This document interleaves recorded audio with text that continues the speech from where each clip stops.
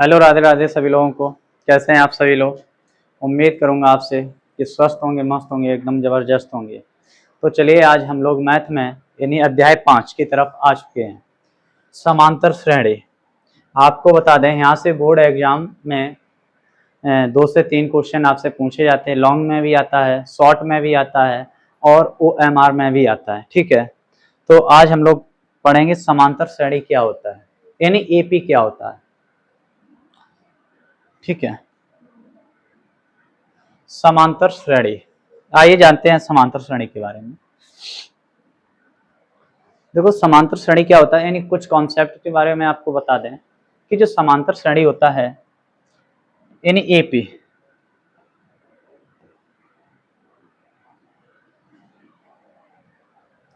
एक होता है परिमित एपी यानी परिमित समांतर श्रेणी और अपरिमित। देखो, परिमित समांतर श्रेणी वो होती है, आपको बता दें, जैसे 1 2 3 4 5, यानी जो भी हमें पद दिए जाते हैं, 1 2 3 4 5 पद दिए गए, तो इसको हम कहेंगे परिमित समांतर श्रेणी। अपरिमित समांतर श्रेणी उसे कहते हैं जैसे आपको दे दिया जाता है 1 2 3 4 dot dot dot dot dot, यानी n पदों तक दे दिया जाता है, यानी एक निश्चित मान नहीं दिया जाता है, आपसे डॉट डॉट करके और n पदों तक लिख दिया जाता है। तो ये हमारा क्या होगा, स्टेप से, यानी n पदों तक। तो ये मेरा अपरिमित समांतर श्रेणी। ठीक है, तो चलिए जानते हैं इन्हीं समांतर श्रेणी के कुछ कॉन्सेप्ट्स हैं। क्या हैं, जैसे आपको बता दें,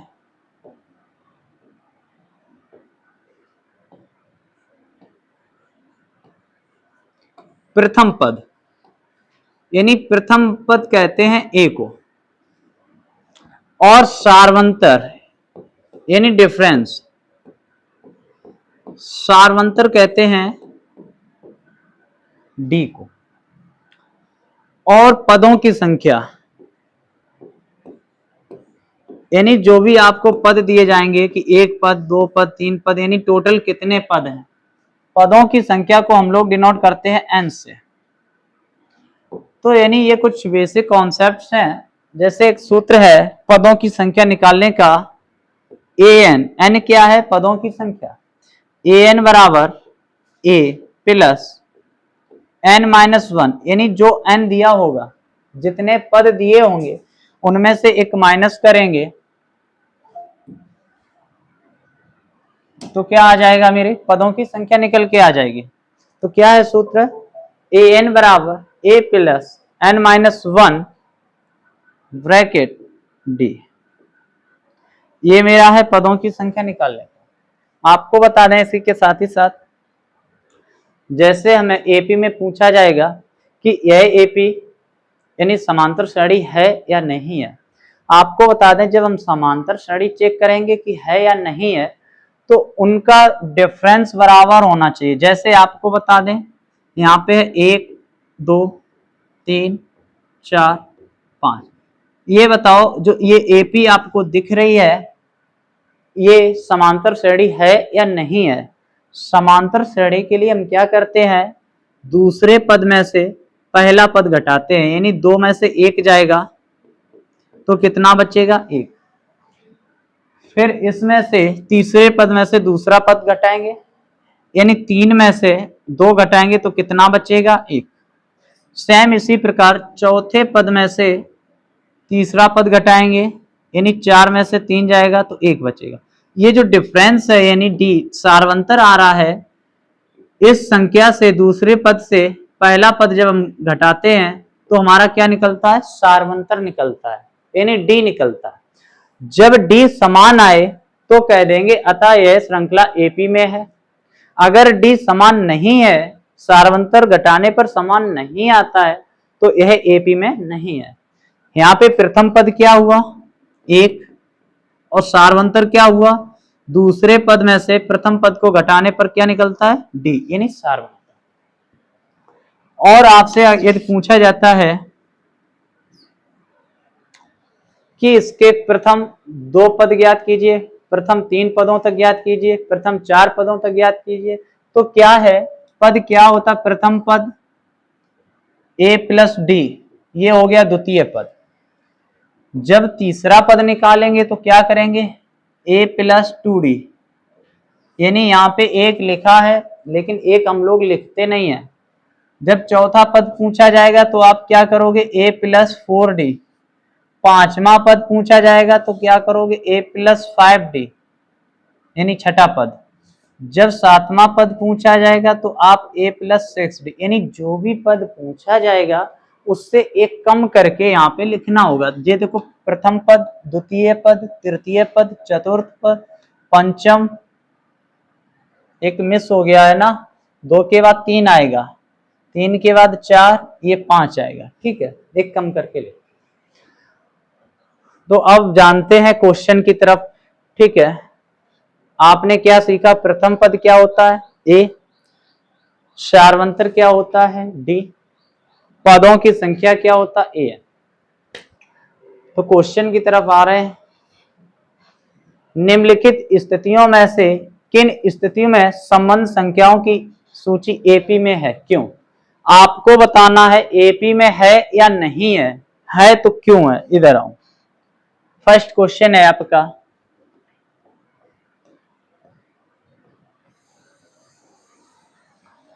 प्रत्येक किलोमीटर के बाद, यानी प्रत्येक किलोमीटर के बाद एक व्यक्ति है, माना ये है, यानी ये यहां से यहां तक 1 किलोमीटर है और फिर यहां से यहां तक 1 किलोमीटर, यानी ये क्या है, किलोमीटर। आपसे कहा है प्रत्येक किलोमीटर के बाद, ठीक है। टैक्सी का किराया जबकि प्रथम किलोमीटर के लिए 15 रुपए है, यानी जो पहला किलोमीटर है यहाँ पे टैक्सी का किराया कितना है, 15 रुपया।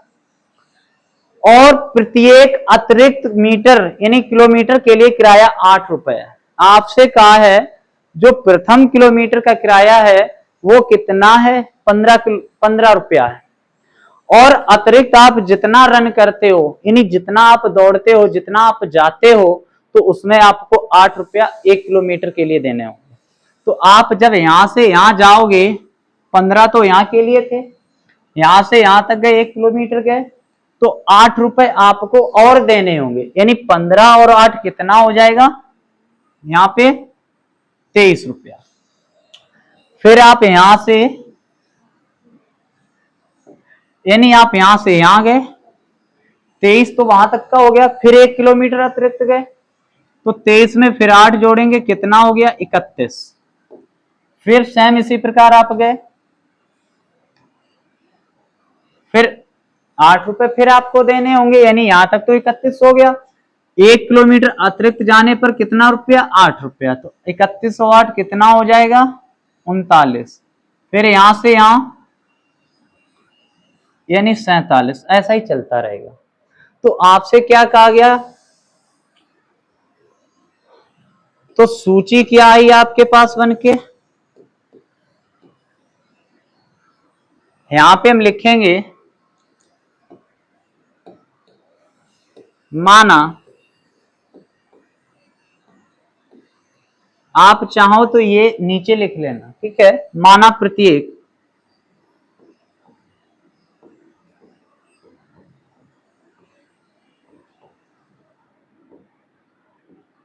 किलोमीटर के लिए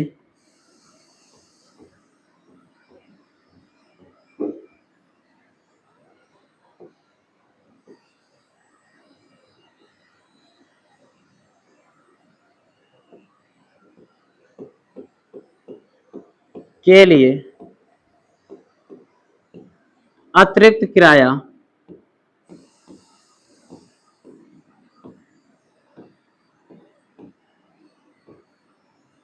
8 रुपया, यानी प्रत्येक अतिरिक्त किलोमीटर जाने पर आपको कितना रुपया देना होगा, पे करना होगा, 8 रुपया, ठीक है।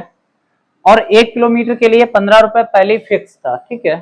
तो सूची क्या बन के आई आपके सामने, यानी सूची आई आपके सामने 15, फिर अतिरिक्त गए यानी 23 रुपया, 31, फिर 39, 47, यानी इसी प्रकार चलता रहे। तो यहां से हम जानेंगे ए, यानी हम जानते हैं ए क्या होता है, प्रथम पद, और डी क्या होता है, सार्वंतर, यानी द्वितीय पद में से प्रथम पद को घटाना तो सार्वंतर निकल के आता। तो ए क्या हुआ यहाँ पे 15, ठीक है। डी क्या हुआ, डी जब हम निकालेंगे तो कैसे निकलेगा, द्वितीय पद में से a2 माइनस a1, a2 कितना दिया है 23, a1 कितना दिया है 15, यानी आप डायरेक्ट भी कह सकते हो कि 23 में से 15 गया, डी का मान आ गया, तो डी कितना आया 8, ठीक है, ये D1 है। सेम इसी प्रकार D2 कैसे निकालेंगे, जब D2 निकालेंगे तो क्या करेंगे भाई, इस पद में से A3 माइनस A2, यानी इसमें से इसे घटा देंगे तो D2 आ जाएगा। क्यों हम निकालेंगे, क्योंकि हमको सार्वंतर चेक करना है, डिफरेंस चेक करना है। अगर समान आएगा तो हम लिख देंगे अतः यह एपी में है, अगर डी मेरा समान नहीं आता है तो लिख देंगे अतः यह एपी में नहीं है। तो A3 की वैल्यू कितनी है 31, A2 की वैल्यू कितनी है 23, और 31 में से 23 जाएगा कितना बचेगा 8। सेम इसी प्रकार D3 निकालेंगे, कैसे निकलेगा, जब D3 निकालोगे तो यानी A4 माइनस A3,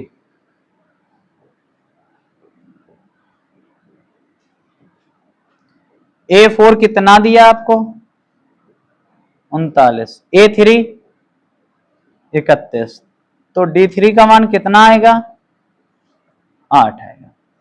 लिख देंगे अतः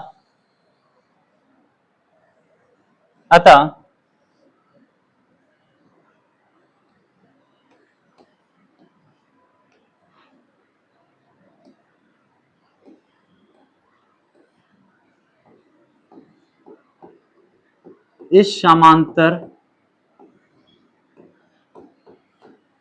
श्रेणी में सार्वंतर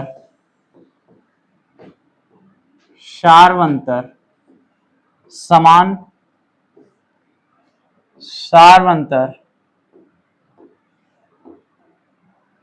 समान आने पर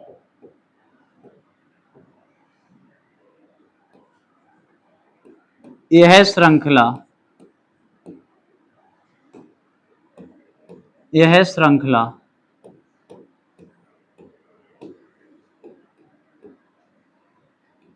एपी में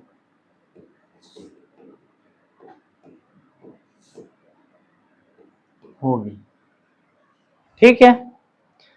क्यों, क्योंकि यहां जो मेरा सार्वंतर है वो समान निकला है, 8 8 8 निकला है, तो हम लिख देंगे ऐसी स्थिति में यह एपी में है, ठीक है। सेकंड क्वेश्चन है, एक बेलन में उपस्थित हवा की मात्रा जबकि वायु निकालने वाला पंप, यानी एक बेलन है उसमें कुछ हवा भरी हुई है और वायु निकालने वाला, इसमें से मतलब हवा निकालने वाला पंप प्रत्येक बार बेलन की शेष हवा का 1/4 भाग निकालता है, यानी हवा यदि एक है तो एक का 1/4 भाग एक बार में निकालता है, फिर जितनी निकाल ली, जितनी उसमें बची है फिर उस दूसरी बार मारेगा पंप, फिर 1/4 निकलेगा, फिर वो तीसरी पंप मारेगा, फिर 1/4 निकलेगा। तो आइए जानते हैं, सॉल्व।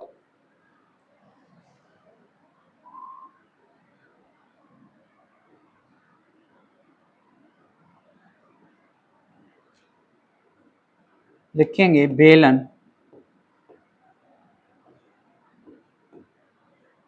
बेलन में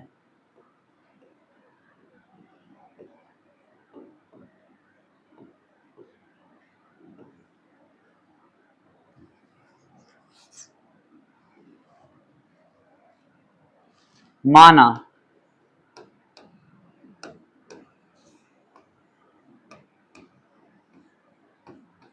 बेलन में भरी हवा का प्रत्येक बार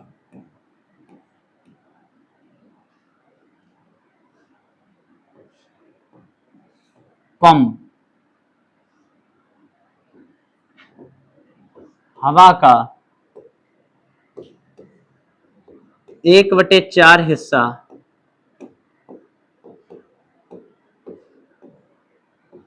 बाहर निकाल देता है। ये आपको अपने पास से लिखना होगा, ठीक है। निकाल देता है यानी मैंने मान लिया ये बेलन है, सपोज करो ये बेलन है, ठीक है। इसमें कुछ हवा भरी हुई है, एक मैंने मान लिया हवा। जब एक बार पंप मारते हैं तो इससे बाहर हवा कितनी निकल जाती है, 1/4। फिर कुछ शेष रह जाती होगी, फिर दूसरी बार हम पंप चलाते हैं, फिर 1/4 निकाल देता है। तो कैसे करेंगे,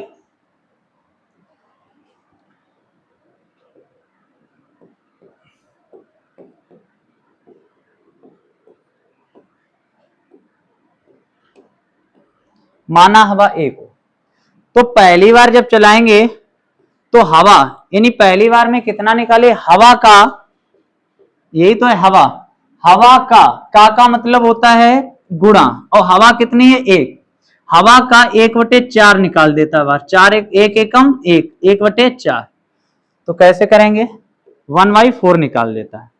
तो हवा माइनस 1 एकम 1/4, इधर देख लो, 4 एकम 4, और 4 में से 1 गया तो 3/4 बची। यानी आपको बता दें 3/4 बची है। अब हम ये 3/4 शेष बची है वह, फिर हम एक बार पंप चलाएंगे, फिर 1/4 निकल जाएगी दूसरी बार में। दूसरी शर्त क्या है, जब दूसरी बार चला रहे, हवा बची कितनी, 3/4 माइनस हवा का, यानी इस हवा का 1/4 निकाल देता बाहर। सॉल्व कराओ, 3/4 बची थी शेष, और उसका कितना निकल गया, 1/4 कितना होगा, 3 एकम 3 और 4 चकू 16, 16 और 4 का एलसीएम कितना आएगा, 16। 3 ऐसे लिखेंगे, 3 4 चकू 16, 3 चकू 12 माइनस 3 एकम 3/16, 12 में से 3 गया 9/16। यानी अब कितनी हवा बची, 9/16। फिर हम जब तीसरी बार पंप मारेंगे, यानी हवा है कितनी, अब 9/16, और 9/16 का 1/4 निकाल दो बाहर,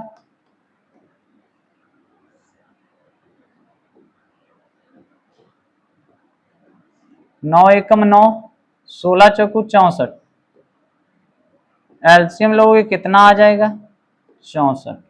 9 ऐसे लिखो, 16 चौकू 64, 9, 64 एकम 64, 9 चौक 36 माइनस 9 एकम 9/64, 36 में से 9 जाएगा, कितना बचेगा, 27। तो क्या यहां से ये जो पद आपके निकले हैं A1 A2 A3, जब हम इनको माइनस कराएंगे तो क्या समान आएगा, समान नहीं आएगा। तो यहां पे लिख देंगे, अतः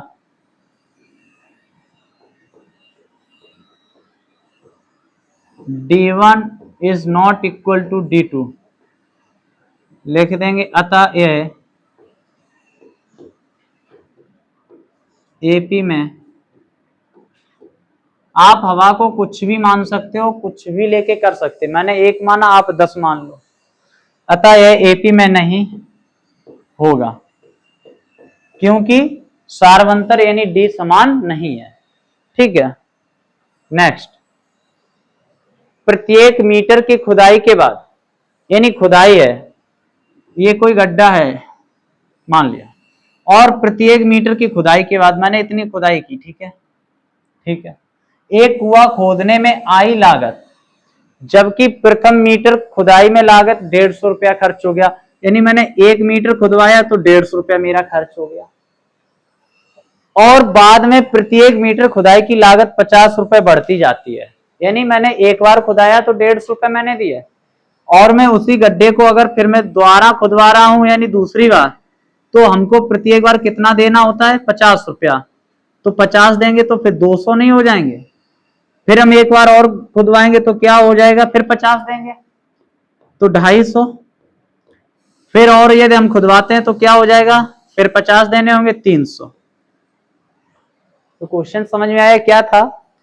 प्रथम बार 150 रुपए देने पड़ते हैं खुदाई को, और फिर आप जितने बार अतिरिक्त बार खुदवाओगे तो हर बार आपको 50 रुपए देने होंगे। तो जैसे हम दूसरी बार खुदवाएंगे तो 200 हो गया, फिर तीसरी बार यानी फिर हमको 50 ऐड करने होंगे 250, फिर तो हमें यहां से ये पता चल रहा है कि इनका सारवंतर कैसा है, समान है। यानी जब सारवंतर डी समान है तो हम लिख देंगे अतः यह एपी में होगा। तो सॉल्व करते हैं।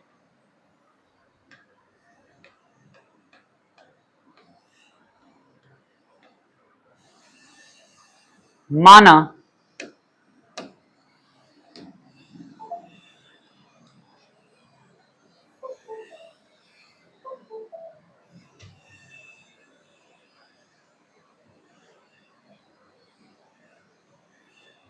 माना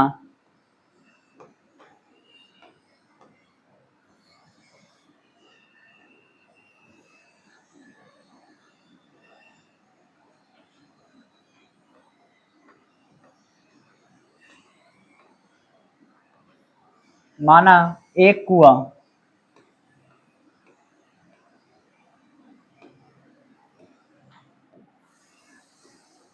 प्रथम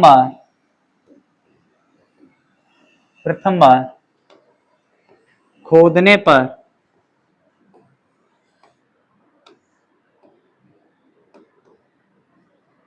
आई लागत 150 रुपया है, और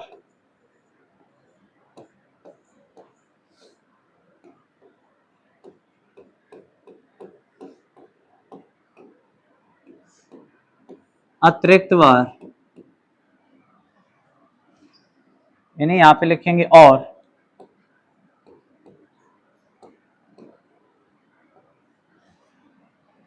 प्रत्येक मीटर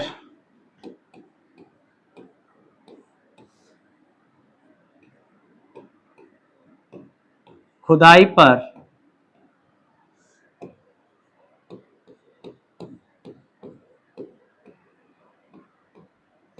अतिरिक्त 50 रुपए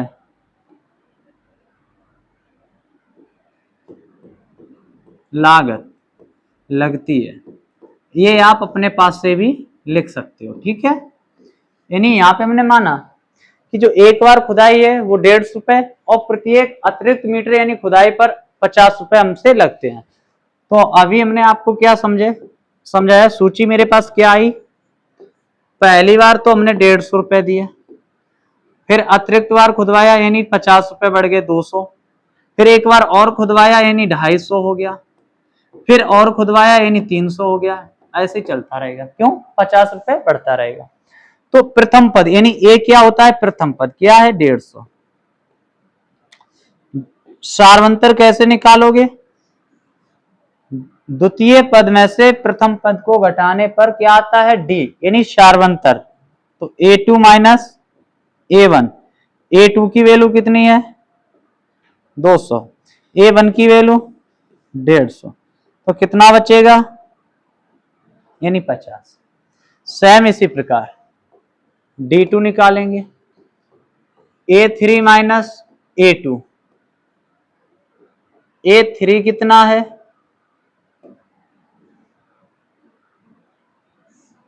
250, कितना है 250,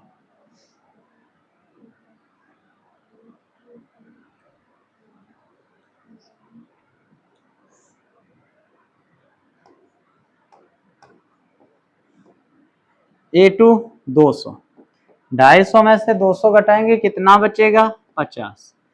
तो इसी प्रकार लिख देंगे, अतः देखो D1 कितना आया 50, D2 कितना आया 50, ऐसे D3 निकालेंगे, इसमें से इसे घटाएंगे तब भी 50, सार्वंतर मेरा क्या आएगा समान, अतः D1 बराबर D2, सार्वंतर यहां पे लिखेंगे सार्वंतर समान होंगे, अतः ये श्रृंखला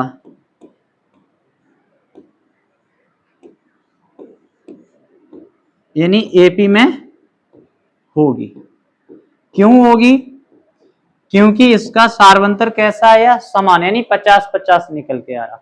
अगर सार्वंतर समान ना आता तो हम कहते ये एपी में नहीं होगा। नेक्स्ट है खाते में प्रत्येक वर्ष का मिश्र धन, यानी खाते में प्रत्येक वर्ष का मिश्र धन दे रखा है अमाउंट, जबकि 10,000 रुपए की राशि, यानी ये मूलधन दे रखी है आपको प्रिंसिपल। सॉल्व लिखेंगे, आपको बता दें मूलधन को कहते हैं प्रिंसिपल, यानी मूलधन इंग्लिश में बोलेंगे प्रिंसिपल। कितना दे रखा है 10,000, 10,000 रुपए की राशि 8% वार्षिक दर, दर बोलते हैं रेट को, यानी रेट को, रेट कितना है 8% प्रतिवार्षिक, मतलब पर ईयर 8% की दर से चक्रवृद्धि ब्याज पर जमा की जाती है, और प्रत्येक वर्ष समय कितना दे रखा है, समय को बोलते हैं टाइम, यानी टी, कितना दे रखा है प्रत्येक वर्ष, यानी 1 साल।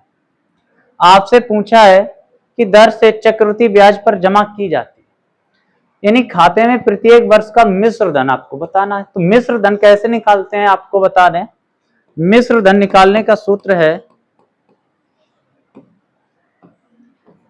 मूलधन, मूलधन और प्लस ब्याज, यानी आपको बता दें मिश्र धन निकालने का यह सूत्र है। मिश्र धन क्या होता है, जो मूलधन होता है जो हम बैंक में पैसा जमा करते हैं, जैसे मैंने 10,000 बैंक में पैसा जमा किया और उस पर हमें 1 साल में मिलने वाला ब्याज, यानी 1,000 रुपए ब्याज मिल गया, तो कितना हो गया 11,000, और वही शेष पूरा हमें मिल जाएगा 11,000, यानी हमने जमा किया है 10,000 और ब्याज सहित हमें मिल गया, तो वो क्या बन जाता है मिश्र धन बन जाता है, अमाउंट बन जाता है, जिसको अमाउंट इंग्लिश में बोलते हैं। ठीक है, तो कैसे निकालेंगे ब्याज, कैसे निकालेंगे, ब्याज निकालने का सूत्र है जिसको सिंपल इंटरेस्ट कहते हैं, ऐसा ही ब्याज बराबर मूलधन गुणा समय और गुणा दर, यानी कितना आप पैसा जमा कर रहे हैं बैंक में, कितने परसेंट से जमा हो रहा है और कितने साल के लिए जमा कर रहे हो, तभी तो ब्याज मिलेगा आपको, और 100 से भागिए।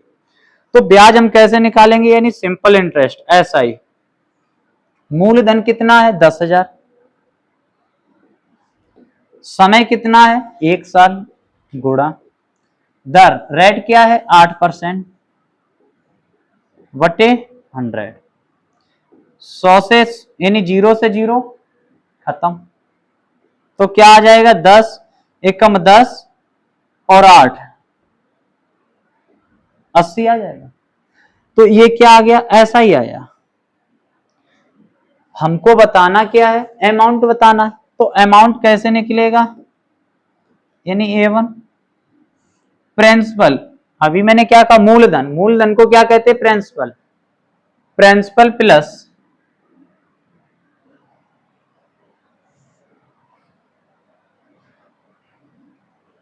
ब्याज, यानी ऐसा ही प्रिंसिपल कितना है देखिए बाई मिस्टेक है, यहाँ पे 1000, यानी यहाँ पे था कितना प्रिंसिपल 10,000, तो यानी 1 0 यहाँ पे और बढ़ेगा, ठीक है।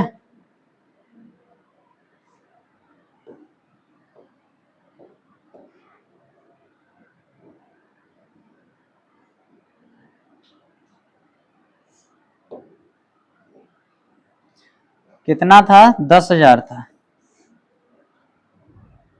मल्टीप्लाई, ठीक है। 2 0 कैंसिल, तो कितना आ जाएगा 800। अब हम जोड़ेंगे, प्रिंसिपल कितना है 10,000 है, और एसआई कितना यानी ब्याज कितना निकला 800 रुपए। तो अमाउंट कितना हो जाएगा, हमने 10,000 रुपए बैंक में जमा किया, 800 रुपए में ब्याज मिल गया, तो ओवरऑल कितना पैसा मिलेगा आपको 10,800, ठीक है। अब हम जो ये A1 निकल आया, अब हम A2 कैसे निकालेंगे, अब हम इसको ले लेंगे क्या प्रिंसिपल, यानी रेट सेम रहेगा, समय सेम रहेगा।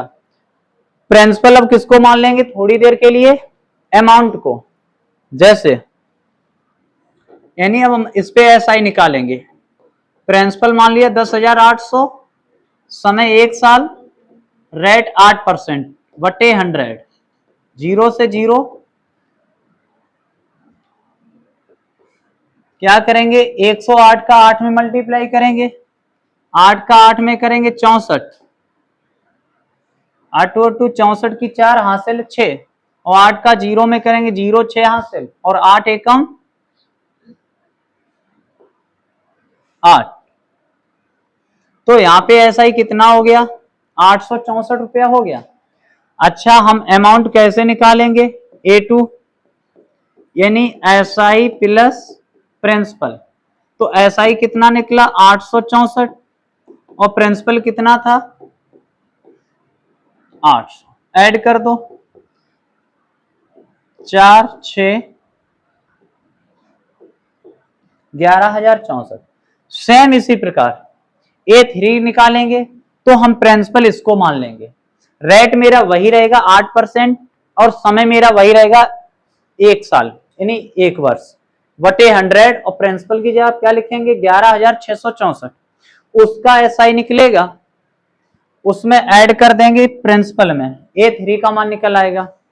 जब A3 का मान निकल आएगा तो हम देखेंगे क्या ये सार्वंतर समान आ रहे हैं, जब सार्वंतर समान आएंगे तो लिख देंगे अतः यह AP में है, यदि सार्वंतर समान नहीं आएंगे तो लिखेंगे अतः यह AP में नहीं है। तो हमें यहां से पता चल रहा है, आपको बता दें A1 कितना निकला था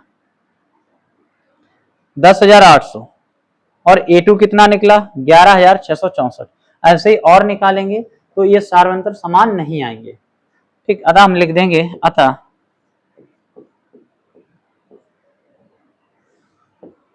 D1 is not equal to D2। आप और भी निकाल सकते हो A3 A4 तक, ठीक है। सार्वंतर समान नहीं होंगे, इसलिए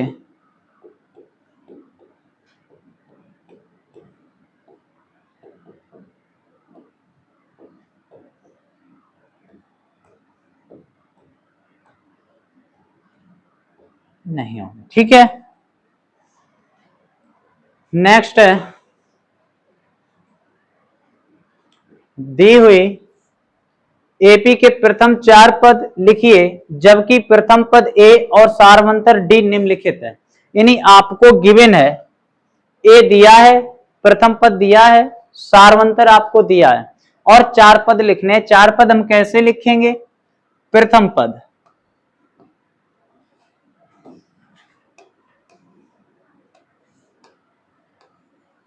प्रथम पद क्या होता ए, तो ए कितना दिया है 10 है, तो ये आ गया प्रथम पद। द्वितीय पद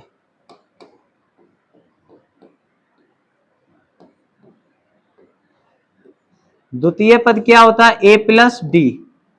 स्टार्टिंग में मैंने बताया था कि जब भी प्रथम पद द्वितीय पद तृतीय पद ज्ञात करेंगे ए प्लस डी, ए प्लस 2D, ए प्लस 3D, फार्मूला में वैल्यू रख देंगे, ए कितना दिया है 10, डी कितना दिया 10, तो द्वितीय पद क्या आ जाएगा, यानी A2 कितना आ जाएगा 20 आ जाएगा, और A1 कितना आ जाएगा 10। तृतीय पद,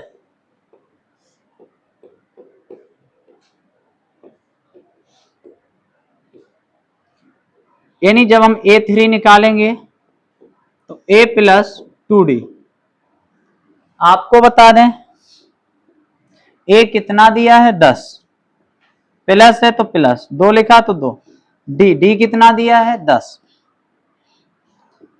तो 10 ऐसे ही लिखा रहेगा, प्लस 10 दूनी 20, 20 और 10 कितना हो जाएगा 30, तो ये क्या आ गया आपका A3, यानी तृतीय पद। चतुर्थ पद कैसे निकालेंगे,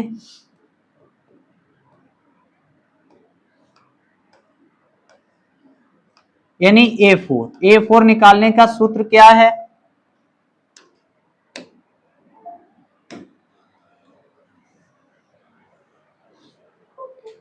A4 निकालेंगे A प्लस 3D, यानी A का जो मान होगा A प्लस 3D,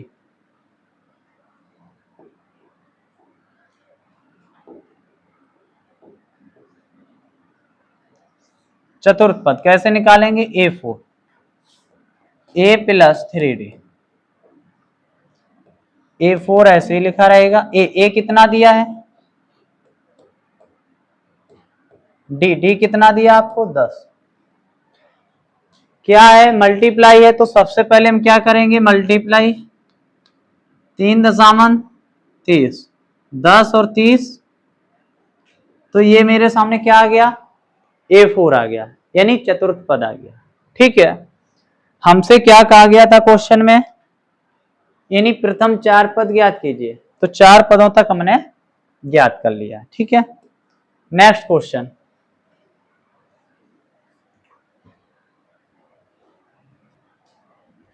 ठीक है, क्या है सॉल्व, यानी आपको 4 पद निकालने हैं।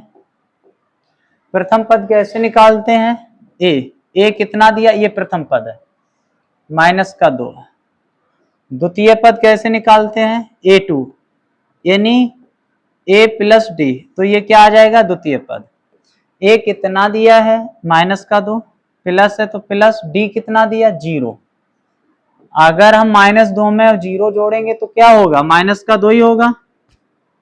सेम इसी प्रकार तृतीय पद निकालेंगे A3, क्या सूत्र है A प्लस 2D, जब भी आपसे तृतीय पद की बात होगी तो A प्लस 2D करेंगे, चतुर्थ पद निकलवाना होगा तो A प्लस 3D करेंगे। तो A कितना दिया है -2, 2 है तो 2, D कितना दिया 0, और जब भी हम किसी संख्या का 0 में गुणा करते हैं तो वो 0 ही होता है, इसमें जोड़ेंगे तो क्या हो जाएगा 2। A4 कितना है, यानी चतुर्थ पद A प्लस 3D, A कितना दिया माइनस का 2, D कितना है 0, तो क्या आएगा आपका -2, इसका जब हम 0 में मल्टीप्लाई कराएंगे तो क्या होगा 0 ही होगा, यानी ये मेरा क्या हो गया प्रथम पद, द्वितीय पद, तृतीय पद, चतुर्थ पद सेम आया। ठीक है, नेक्स्ट है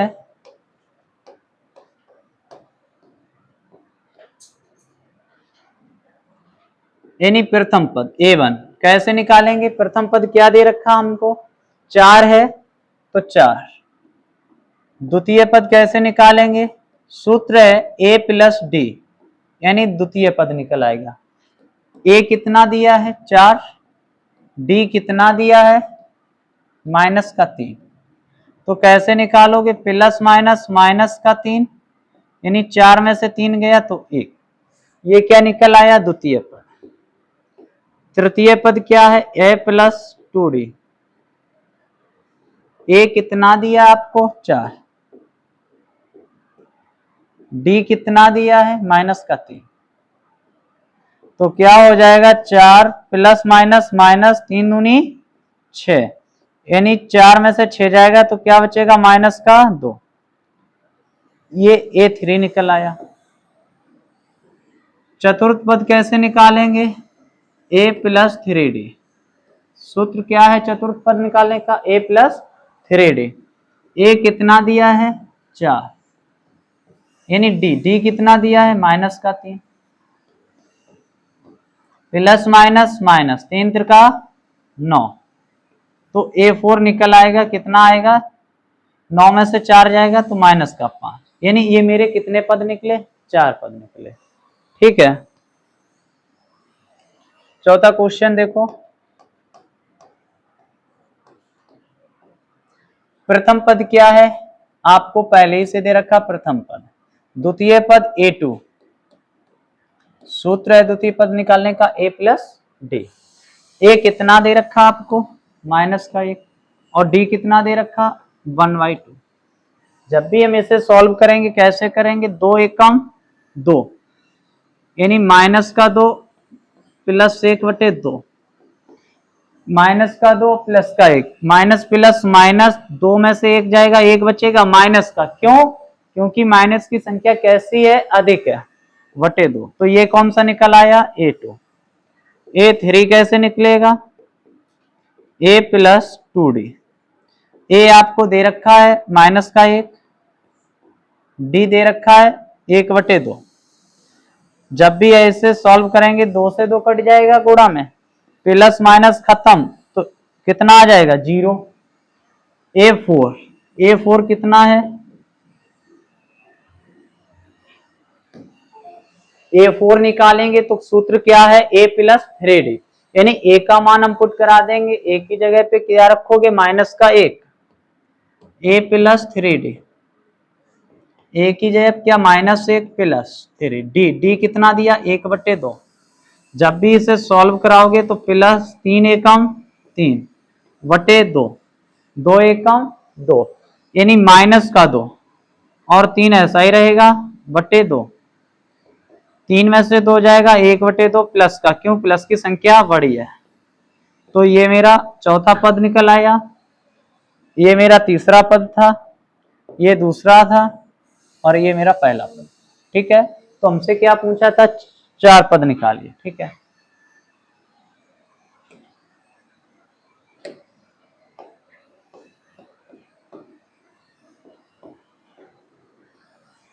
क्या दिया है? यानी प्रथम पद पता है हमको क्या है? -1.25। द्वितीय पद कैसे निकालेंगे? A plus D. ए कितना दिया है? -1.25, और डी कितना दिया है? माइनस का 0.25। सॉल्व करा दो इसको। -1.25 plus minus minus 0.25, minus minus चिन्ह माइनस का ही रहेगा, बट संख्याएं क्या हो जाएंगी? जुड़ जाएंगी। पॉइंट के बाद 25 और पॉइंट के बाद 25, 25 जोड़ेंगे क्या हो जाएगा? 50। पॉइंट है तो पॉइंट 1। ये किसका मान आ गया? A2 का मान आ गया।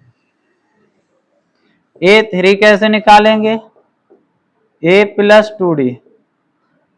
ए कितना दिया आपको? माइनस का 1.25 प्लस 2, डी कितना दिया है? माइनस का 0.25।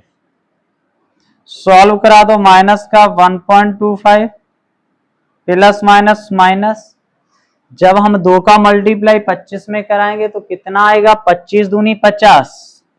समझना, 2 अंक के बाद पॉइंट है, 2 अंक के बाद पॉइंट लगाएंगे। ये भी माइनस, ये भी minus, minus minus minus, what संख्याएं क्या हो जाएंगी? जुड़ जाएंगी। 50 और 25 75। पॉइंट है तो पॉइंट, 1 लिखा तो 1 और माइनस का होगा। ये क्या आ गया आपका? A3। A4 क्या होगा? यानी चौथा पद A प्लस 3d। ए कितना दिया है? माइनस का 1.25, 3 है डी। डी कितना दिया है? माइनस का 0.25। इसको सॉल्व करा दो। माइनस का 1.25 लिखा रहेगा, प्लस माइनस माइनस 25 तिया 75। आपको बता दें 2 अंक के बाद पॉइंट है तो हम क्या करेंगे? 2 अंक के बाद पॉइंट लगाएंगे। इसको सॉल्व करा दो। माइनस माइनस माइनस, ये 75 है, ये 25 से जुड़ जाएगा, क्या डबल जीरो हो जाएगा 100, एक हासिल आ जाएगी और एक दो नहीं हो जाएगा, तो ये माइनस, यानी ये चतुर्थ पद निकल गया। ये मेरे 4 पद निकल आए स्टार्टिंग के, ठीक है, प्रथम 4 पद। क्वेश्चन है निम्नलिखित में से प्रत्येक एपी के लिए प्रथम पद तथा सार्वंतर लिखिए। आपको बता दें कि जो यहां से है, ठीक है, क्योंकि आज की क्लास में पूरा कंप्लीट नहीं हो पाएगा, क्वेश्चन कुछ ज्यादा संख्या में है, तो आपको बता दें हम लोग यहां तक कर चुके हैं, ठीक है। यहां से हम लोग नेक्स्ट क्लास में करेंगे, ठीक है। आज हम लोगों ने कहां तक किए, क्वेश्चन 2 तक कर दिए, ठीक है। इसके बाद हम लोग नेक्स्ट क्लास में करेंगे, ठीक है। तब तक के लिए आपको इतने ही क्वेश्चन की प्रैक्टिस करनी होगी, ठीक है। मिलते हैं फिर नेक्स्ट क्लास में सभी को। जय हिंद, राधे राधे सभी को।